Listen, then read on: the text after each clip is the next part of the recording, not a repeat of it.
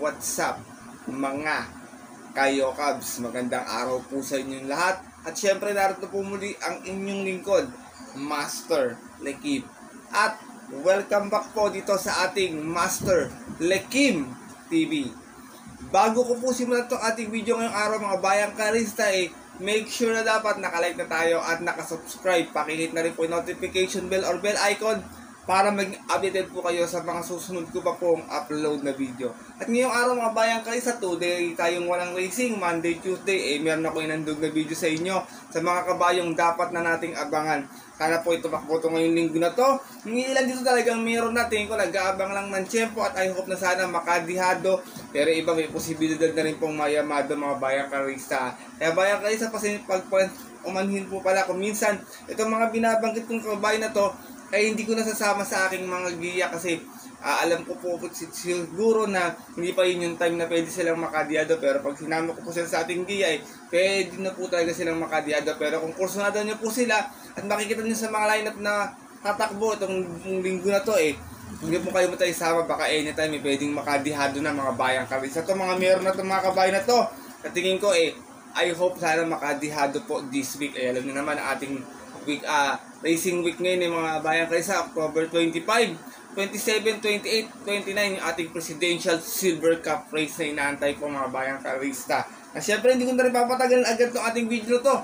Pupuntaan natin agad po yan matapos lamang syempre yung ating maikling intro. Kaya let's go mga kayo Cubs.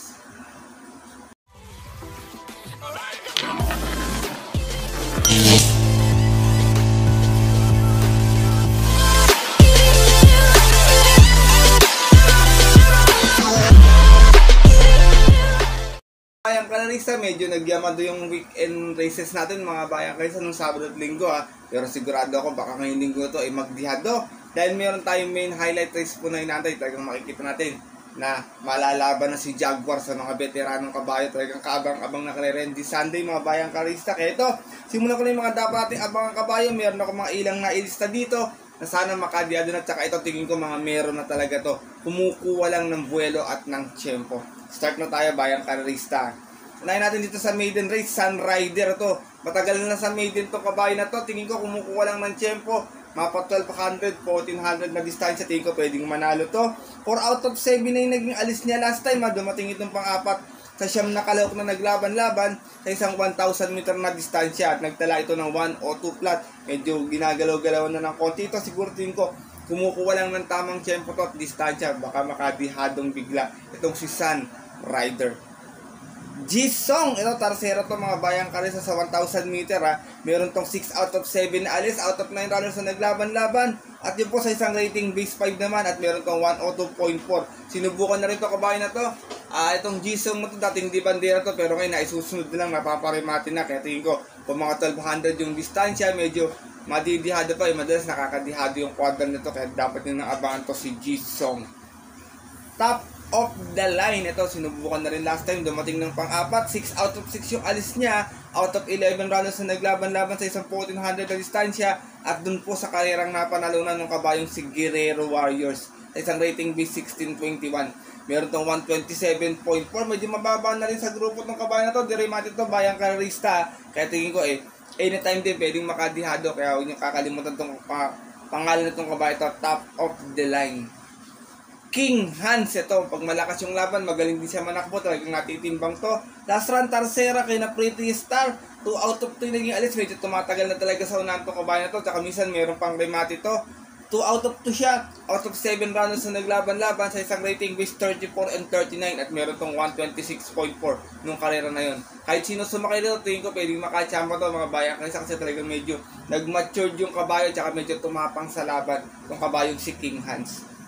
Ganun din to si Uticus, kahapon tumakbo, medyo hindi magandang tinakbo nito tsaka may na-scratch kasi mga bayang karista pero tinakbo nito nung huli 12 out of 12, bugaw sa lahat pero dumating pa pong pang-apat mga bayang karista out of 13 runners na naglaban-laban. Tingin ko talagang gabang lang ng tiyempo tsaka matapang to pag nauna talaga yung kabayo na to. Dumating itong pang-apat dun sa kailan nila Mim Ballot Poll sa isang rating base 28 and 33. Meron tong 127 flat pero kahapon dumating nandito ng pang-apat dun sa karerang napanalunan naman ni Grand Majesty. My Diamond. To galing sa pahinga, medyo maganda rin yung tinakbo na to nung nakaraan. Tarsera, meron tong 3 out of 4 out of 9 runners na naglaban-laban. Sa kayarang napanalunan ng kabayong si Piece of Cake sa isang rating B6 and 10 at nagtala ito ng 127.2 Unang takbo galing sa bakasyon, tarsera agad, Bayang Carissa. Pero tingin ko, sa mga susunod takbo, pwedeng mayamado na rin to kasi medyo mataas din talaga yung grupo nito dati. Itong kabayong si My Diamond. Solution, ito nasa rating base 5 to, nag-aabang lang yun ng tiyempo to. Tingin ko nakaalalay lang to last time kay Happy Julian Segunda to dumating noon, meron tong 3 out of 4 na alis, out of 8 runners na naglaban-laban sa isang special race po. At yun po nung October 8 to mga Bayang Carissa, nagtala ito ng 128.8 na preba. Medyo sinusubok-subukan to kabayan na to, tsaka tingin ko gamay na ni Ison Bautista to Kaya tingin ko anytime pwede ring manalo to, maaaring bumenta or maaaring madihado pa.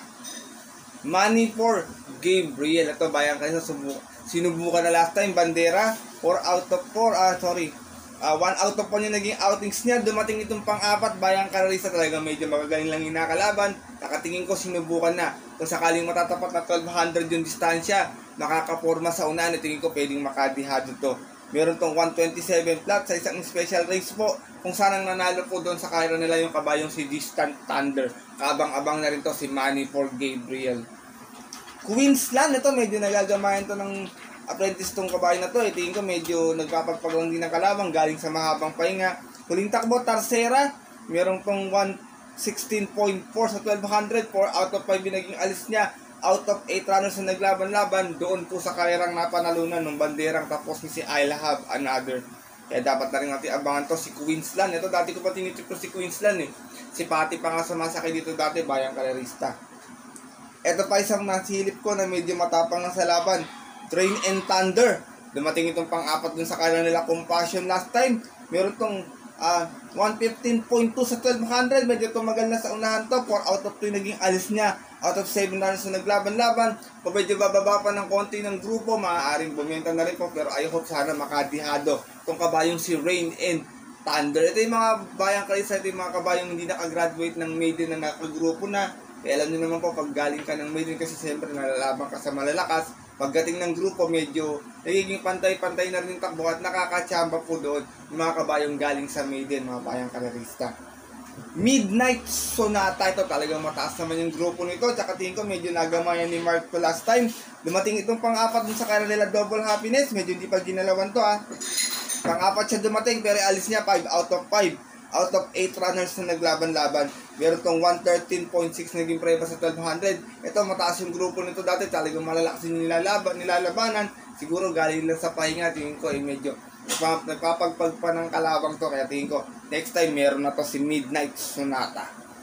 Ganun din to, itong Victorious Angel na medyo mahaba yung tinakbo ng bandera nito last time sa maiden mga Bayang Carrissa nung kina Bill Jordan. 1 out of 1 to, Bayang Carrissa medyo maganda tinakbo. Tsaka pagkakatanda ko tumakbo rin na stakes race to, kalaban to nila Mami Slab nandun to sa kanila na yun pero di naman gano'ng ginalawan. Pero doon kina Bill Jordan talagang muntik pang masigunda to. Kaya tingin ko kabang-abang na to, matuling kabayo pala to si Victorious Angel. Navy Cat, ito, nasigunda to kay Apo ni Maria kahapon to. May edad na tong kabayo na to, pero tingin ko kumukuha lang ng tamang tiyempo. Kapa 1,000, 1,200, tingin ko pwedeng manalo to Bayang Carrissa kasi pwedeng iuna to, pwedeng parimatiin. Kaya dapat nyo na rin abangan yan si Navy Cat. Ito, meron pa akong dalawang nasilip kahapon na talagang sinubukan na. Tingin ko pag nag-1200 yung distansya, makaporma sa unan Baka makachamba, unahin ko si Glenda's Magic. Ito, dumating itong pang-5 kahapon dun sa kanila nila Love Radio. Sinubukan na sa unahan, talagang magagaling lang yung mga nakalaban talaga ng karera. Siguro kung makabababa pa ng isang grupo pa mahigit, tingin ko pwedeng manalo to or tingin ko baka mayamado na rin Bayang Carrissa kasi talagang alam niyo naman pag medyo nasagad ka na ng baba ng grupo, talagang madalas nayayamado ka na. Pero sana madihado pa to itong si Glenda's Magic. Ganon din to si Mount Ragang. Ito sagad na sa baba itong mabayan na to, Bayang Carrerista. Pero kahapon napakaganda ng tinakbo, medyo napahirapan lang to ni Top of the Mark. Pero kung tingin ko nakaporma sa unahan to, hindi nagulo ni Top of the Mark baka naka-long shot to kahapon. Kaya pag tumakbo to ngayong linggo, 1,200 yung distansya, 1,000 meter isama nyo na yan sa inyong diskarte at mga rota. Tingin ko makaka-long shot to si Mount Ragang. At yun po mga Bayang Carrerista at ang ating mga kayokos, sana po natandaan nyo or nailista nyo itong mga nabanggit ko pong kabay na dapat nating abangan this week. At I hope po sana tumakbo nga po itong mga to this week at sana makatihado po sila Kumbaga nakakuha tayo ng yummy divins. Lalo yung mga bayang karista dyan na nag-aabang ng mga pangdihado natin.